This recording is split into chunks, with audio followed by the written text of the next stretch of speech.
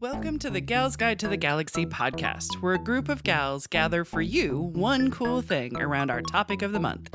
Is it ancient history? Is it breaking news? Is it safe for work? Well, that's up to each gal. All we know is that... Fasten your seatbelts. It's going to be a bumpy night. Welcome back. I am Leah, and I am joined by Katie and Bonnie and Barb, and we are talking about our one cool working woman. So, Bonnie talked about the triangle shirt waist factory fire, and Katie talked about Judith Love Cohen, and Barb talked about Rushma Shajani. Rushma. I You put too many finales. I did. Yeah. Rushma. There we go. I like it. But I want to know, before we dive in, to get to know something randomly about my gal pals. And because I've got a food-related person, I want to know, how have you ever done, or have you ever had the best of a packed lunch for any of the jobs that you have worked at? Packed lunches that you have totally nailed or totally failed. Any and all of it. What is your go-to packed lunch for work? Or retirement, or picnic, but mostly work. Well, I think first we need to start with, do you pack or do you buy your food out? Right. Yes. No, that's a good question. Yes. Yeah. Do you pack or do you bring or do you buy? So, What do you buy? yeah. So, and I went in pockets, right? Like, mostly I buy, just because it's social and I go out with my peeps and things like that. You get to take a break and leave Yes, and come yes. back and yes. Yes. And it's either cold or hot. Yes. Yes. But when my husband was an air traffic controller in Indy and I was actually living in Cincinnati, I was kind of living alone through the week, and I would make food and I would naturally have leftovers because it was only me. I was so good while he was in Indy because, like, you'd make 2 chicken breasts or, Right. you'd have enough veggies for 2, sittings or whatever. And I packed my lunch every day. Like, people at work were like, wow, like and you're packing like real food. And I'm Right. like, yes, I am. Sometimes you just feel like a boss bitch for your lunch. It was You're like, wonderful. Look at what I've nailed It was today. wonderful. Yeah. And that only lasted for like, a year. And then after that, I'm like, Still counts. I'm done. I'm really done with this. Mm-hmm. It's hard. It's It hard is. to get that organized. It's very hard to maintain And it. so it was always just easier for me to go out and pick up lunch. Mm-hmm. Yeah. This is very I true. did have one good run, though. Kudos. Counts. Well, I feel you on that because I'll make food and either we won't have leftovers. Right? Because Josh eats a lot.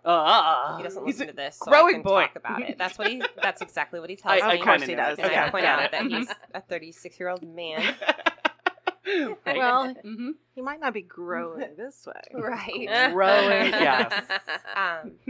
And then, I'll eat leftovers, but I'm not always like, leftovers? Yes. Right, yes. So it's easy for me to let him take the leftovers Yeah. if we have them for lunch, Yeah. and then I don't have the lunch.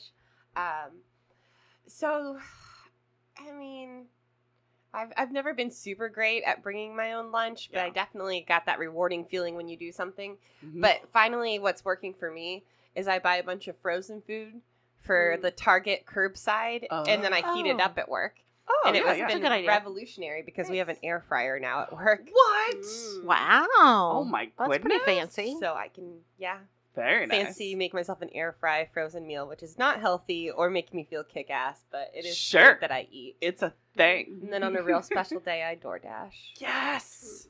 There's that, too. There I you had go. my neighbor text me the other day and say, "You may already know this, but there was a man on your porch taking a picture of your house." Probably saying that there's a delivery. I was like, yes, that was my DoorDash Yeah, order. exactly. Oh, yeah. I mean, the Shame. amount of Amazon photos that I get sent. Your package has been delivered. Thank you for creepily taking a picture of my house. Mhm. So, Appreciate Katie, you. you mentioned, packing lunch for Josh, right? Yeah. Tom was fabulous. Leftovers every day. We'd get up off the table and I'd make him a little to-go bag for the next day. So he See? was wonderful about taking lunch. Right. Not so much. Yeah, the support of a great woman. Exactly. See, There you go. that's what it As was. does Josh. Yeah. This is true. Mm-hmm. Bonnie, what about your lunch? Bring her by. I'm more of a buy Gotcha. lady.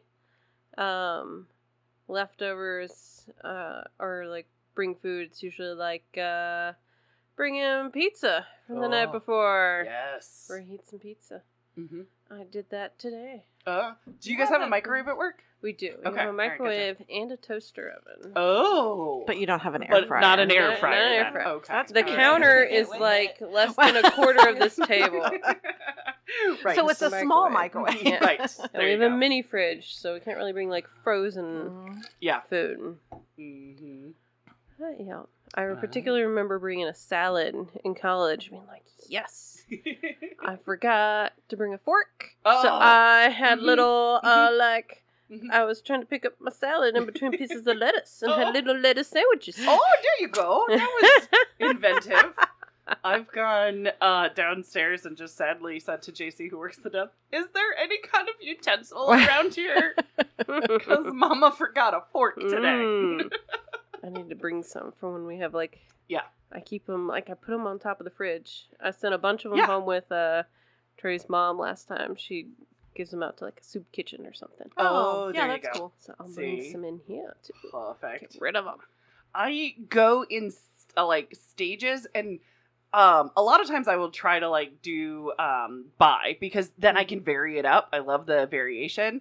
But here, I don't eat my lunch at a regular time, and when I leave the library, I know that somebody's going to come in. So I've been bringing my lunch, and I've been doing like tuna packets and cheese sticks for 3 years now.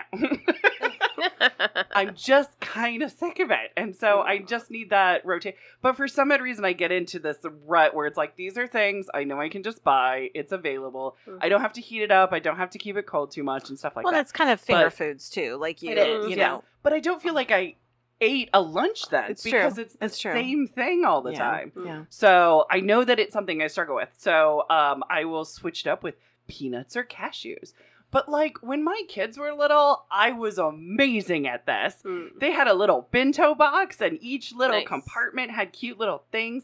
I would like make little bears out of like grapes and stuff. They had little trees out of cheeses.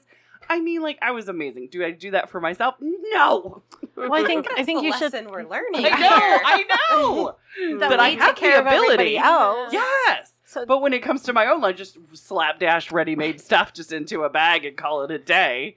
And then be sad when I open it going, oh. yeah, that doesn't make me very happy. You Exactly. should start making yourself fancy charcuteries and get like one of those Oh yeah. things you organize beads in, but just put all Oh, kinds of delights in them. Yeah. I Have like you seen that. those on Yeah. I have not Yes. seen that, but I'm willing to, because that sounds Yes. I'll start amazing. sending you pictures. Okay, yes. We're Give gonna me fix this for you. inspiration. Inspiration is Yeah. what it is. Because I have the Yep. ability to do it, Yeah. just not, like I said, I'm And you just don't in a even have rut. to make it cute. Right, I You don't can have just to. shove Yeah. things in the squares. Yeah, but when you Right. yeah, the little Yeah. squares, anytime It'll you still put be it in laid like out, a little square, Yes, it's organized. Exactly. Yes. it's organized and Mhm. it's small. It's cute. Right, exactly. Visual Hence the appetite. bento boxes. Yeah, Yes. that's why I'm Little- like going, I like this. Miniature cupcake Uh-huh. papers in there. Exactly. Yes. This is why, like, pie day at the library is one of my favorite things, because everybody brings a pie, and I'm like, cool, lunch! I mean, I know it's a horrible lunch, but it's very delicious. Well, I horrible, right? Horrible, maybe In from the a sugars. dietary perspective. Did I ever Delicious. tell you Very tasty. what I told Josh I'd want my superpower to be? What is it, making pie? No, I'm just kidding. No. Yes. Yeah. The ability to look online, and whatever meal I saw that looked good, It would just appear. it would appear. And And I could use You it know to what? like solve world hunger. Right. There Even could be for some you, good done. it would be the But- ingredients. Like, if you saw something and you're like, bam, Oh, all the hell ingredients no. right there. I'm lazy. But I you're just want the so thing good in at front putting of it me. together. You are Yeah, so no, that's good. fair. I That's know. fair. It's like carry out for free with my mind. How is this Exactly. not a superpower arc that's already been explored? I feel like DoorDash is the step in the evolution. right, but it drains my bank account. It does. It does. Oh. Yeah. No. The free food is the garden that's outside. That's Katie's not waiting for the happening. Yeah. what are they called in Star Trek? The replicators. Oh yes, think- the food replicators. Yeah. Like It all that. tastes like chicken. Half the time, the things I see are not super bad for me. Like I feel like a lot of the food out is that Right. I order. Oh yeah. Yeah. It's just, Yeah. I'm lazy. This is very true. You think I'm like to cook? I I'm know that you lazy. don't like to cook. Oh. I'm saying you're amazing at it. Mm. I know that there's totally a difference. The liking to make it and the ability I to mean, make I it are like two it. separate things. But I want to hear about. You want to hear about my lady? Yes, I do, because I do believe this is going to involve food, and you know how It I feel is. about this. It's totally going to involve food, and I had to bring said food yeah, you because did. now that I'm so I should probably, for our listeners, if you have chocolate chip cookies nearby, get them. Because probably as I am talking about this wonderful lady, you are going to have a hankering, because I did through the whole research process. How many of those I've eaten? Oh, I'm just sorry to interrupt. There's but a whole Bonnie's getting nother. in, and I'm like, There's so a whole nother. chunky. They're Yeah. really, Yeah, really yeah. good. Yes, exactly, and that's why I had to have them for you. yes, thank you. Apparently, you can also microwave them too. So yeah. All right, so I'm going to tell you about Ruth Wakefield, who is the inventor of the chocolate chip cookie. No. So she was born June 17th, 1903 in Massachusetts. She was raised in Eton, and she went to, I love this, Framingham State University. But do you want to hear what it was called when she went there? Yes. Framingham State Normal School Department of Household Arts. Oh, Okey yeah. dokey. Lovely. It So just when- rolls right that off the wouldn't tongue. make anybody feel like a freak. Can you imagine the That- sweatshirt? Right? That is the FSNSDHA, the Phenomena. I want that sweatshirt. I do too. I kind of want to make it too. Yeah. So she graduated in 1924 with that T-shirt, of course, you know, Mhm. the sweatshirt. And she taught home economics in a high school. She was also, believe this or not, a dietitian. Totally makes sense. It's very ironic because my biggest like diet debacle, like the thing that will break me out of any diet, is a flickin' flangin' chocolate chip cookie. I mean, like, so the thing that a dietitian. But anyway, she worked in a hospital as a dietitian. She had as to keep well. herself in business. She did. But this was like before inventing this thing. It's like, so she knew diabetes was probably a thing.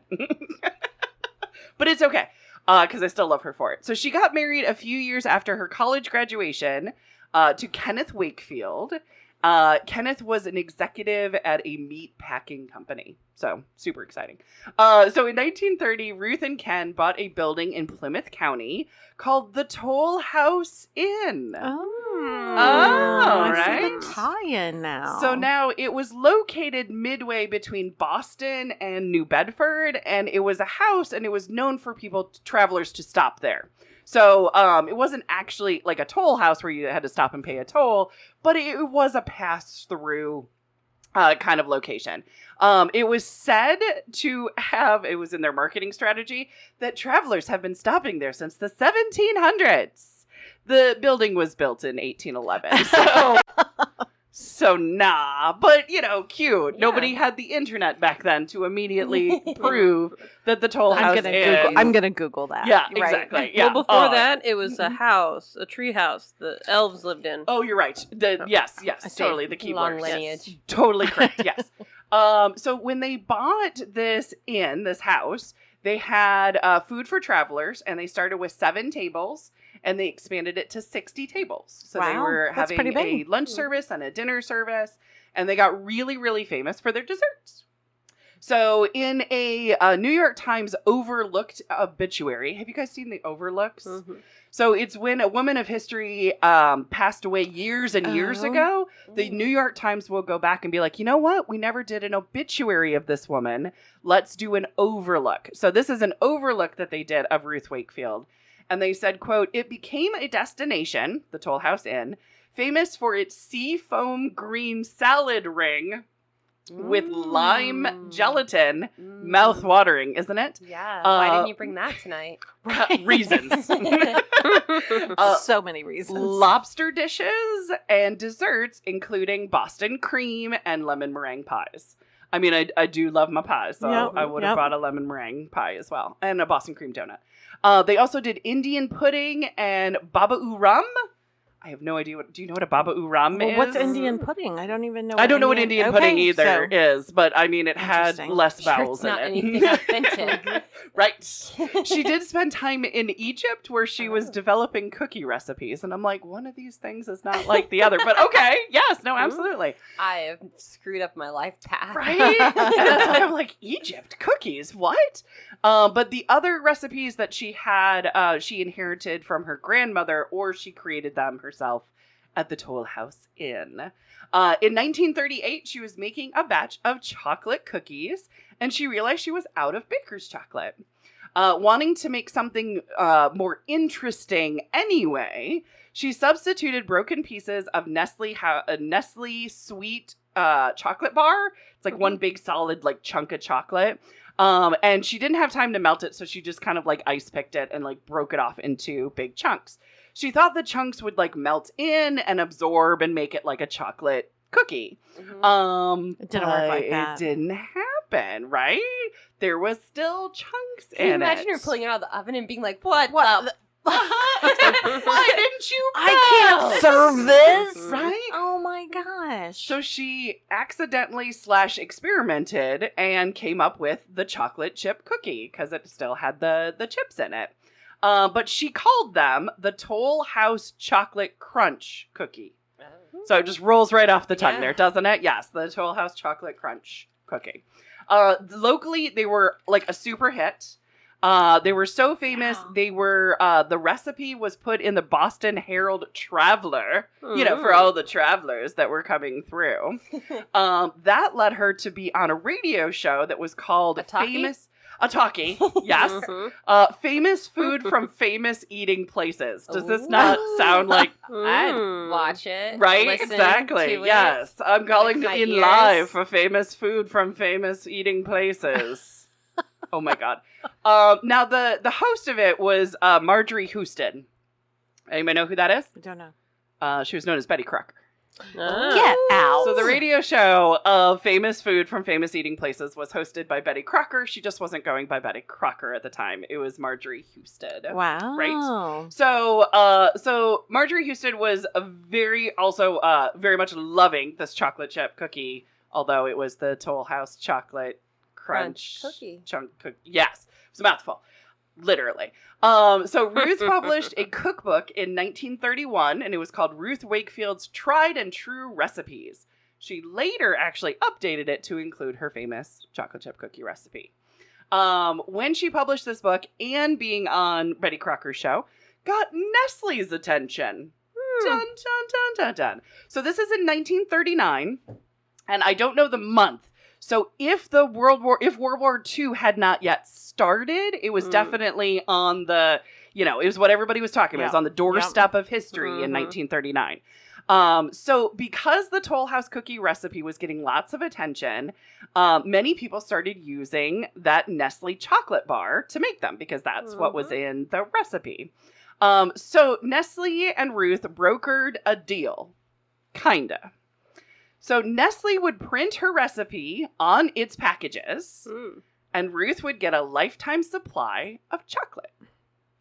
No. So I thought we'd have a little discussion. No. What do you guys feel about recipe? Told him hell no. Right?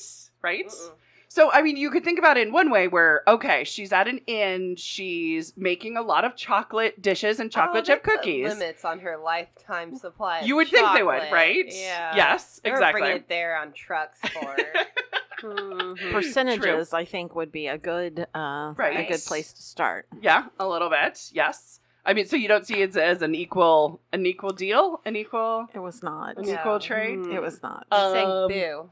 Do you think it's kind of a little bit of the milkshake I teach you, but I have to charge? That was immediately what I was thinking. Yeah. Sweet. Well, I'm glad you're all kind of thinking this because here's another little bit that I don't think a lot of people know about Nestle. Nestle is a Swiss company, and it was a combination of two Swiss chocolatiers that actually combined forces to make Nestle. They also supplied both sides of the World War II effort. Not only did Nestle have a contract for Nescafe, which was their coffee. Yep. So Nescafe was the staple coffee drink anyway, of the U.S. military. No, of the U.S. military. Okay. The Nazis, Nestle had a contract to feed the German army. So, like, straight up feed them. So, we were giving coffee to our guys and all the food to the German army. Okay. So there's that, just knowing that little bit of Nestle history. There's a lot of companies that funded both sides, but that's true. A lot of car companies, right? Yes. Oh, yeah. That's a big one. Mm-hmm. The good old Rockefellers and Fords and all them. Oh, it's great. Okay, so what happened because of this deal, the Nestle chocolate bars, they were in one big hunk. You know what I mean? Yep. So hence the ice pick, hence one big thing. Because of her sharing her recipe, Nestle actually started scoring the bars so that you could break off pieces. So that wasn't in existence with any kind of chocolate bars before then. The other thing that they started to do was the introduction of the real semi-sweet chocolate morsels. So the actual, now what we call chips. So the morsels. And that is also where you will find her recipe. So I don't know if you've seen the Friends episode where Monica is saying, you've got to tell me your grandmother's secret cookie recipe. Bart remembers. Yeah. You've got to tell me. And Monica's the baker. She's obsessed with this. And she's like, where did you find? They're like trying to tip over and, where is the secret ingredient? And then she's like, I think I remember it. I think it was Nestle Toll House. And then she's like, Nestle Toll House? Like the back of the bag? So like Monica grabs the back of the bag and shows Phoebe. And she's like, they stole my great-grandmother's recipe. Yeah. So it's been on the back of the bag of the morsels ever since and to this day. Do you want to know more of what happened at the Toll House Inn? Dun, dun, dun. Well, in 1967, Ruth and Ken sold the inn and retired. So they had it from, what was it, 1930? 1700s. No, not 1700s. It didn't physically exist. Dates are all relative. They bought it in the 1930s, and then they retired in 1967. So another ownership happened of the Toll House Inn. However, it burned down in 1984. Oh. They never rebuilt it in 1984. So there is still a sign. So the Toll House Inn has been reproduced as a sign, and there is a historical marker that you can see. So the sign that you see is not the original one, no matter what they tell you, no matter if they tell you it's been there from the 1700s, it has not. But it's located in Whitman, Massachusetts. That's where the Toll House Inn is. So Ruth did have 2 kids, Ken Jr. and Mary Jane, and Ruth died in 1977. Which was the year I was born. So therefore, it's very important that I keep the cookie legacy going. I think it's like my birthright or something like that. They can transfer that lifetime chocolate to you. I'm just wondering. Yes. No, that would be totally great if they would. Yes. If Ruth's kids were lawyers and ever went back to these people and said, what the heck? Mm-hmm. Exactly. How much money did Nestle make off of this deal? Uh-huh. Because they made so much money in so many varied ways that there was talk about that she would be a consultant, but I couldn't find anything of she actually was a consultant or if she was actually paid. What I would see is where she could have possibly gotten paid. And I'm like, possibly doesn't mean she was running an inn. So it wasn't, she didn't have another cookbook that was like, oh, more recipes where you can use Nestle products or anything like that. Or become a spokesperson for them or be paid by advertising or anything like that. So it was a lifetime supply of chocolate to make chocolate chip cookies. I mean, I'm never going to turn down a lifetime supply of chocolate. Correct. But however, they could have given her a portion of the morsels since that seems to have been created from her her invention. Yes, because there wasn't a need for those until her invention. So, I would have thought a percentage of sales kind of thing. But she was the woman who accidentally, I mean, that's the other thing of the downplaying of, oh, it was just an accident that she discovered it. Where, I mean, she was a very savvy baker and she was creating a lot of inventive things. Yeah. So it's kind of an accidentally on purpose. It's, let's see what happens. Yeah. And the reason why the it doesn't completely melt all the way in is the fat content. So it keeps it solidified a little bit to get those morsels, to get those chunks, basically. So, well, God love her because it's delicious. I'm all about the chocolate chip cookie. Yeah, exactly. Love it. Exactly. The one that they were working on was a thin butterscotch cookie with ice cream, and they wanted something that was as popular as that. That was their popular one at the end before the chocolate chip cookie. So, yeah. Well, and they also came out with like the butterscotch morsels and the Yeah, caramel morsel. caramel morsels. Look at Uh-huh. all the morsels she should And be there's- taking. There's a teeny tiny little There's M&M a one. She needs a morsel of that market. Yeah, exactly. I see what you did there. Exactly. And that's absolutely true. So what we have learned today, I think, collectively, is if you invent something, get paid for it. Absolutely. And make sure you continuously get paid for it as your legacy and, yeah, all that kind of good stuff. So, but at the same time, I sincerely thank her for putting, chocolate chips and chunks in the cookies because bravo, good woman. Golf clap. A masterpiece. Yes, exactly. So yeah, the kind of ugly side of business, not so much a fire. We have bookended the ugly workplace-ness with being screwed over by Nestle and being screwed over by the boss man of the Triangle Shirt Waist Company. I said it right that time. Oh my god. Yep. Look at that.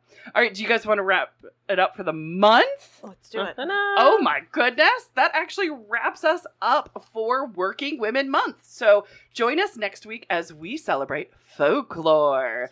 So the spooky season is nearly among us, but not all folklore is scary, unless Bonnie tells it. It's simply stories. I'm just playing.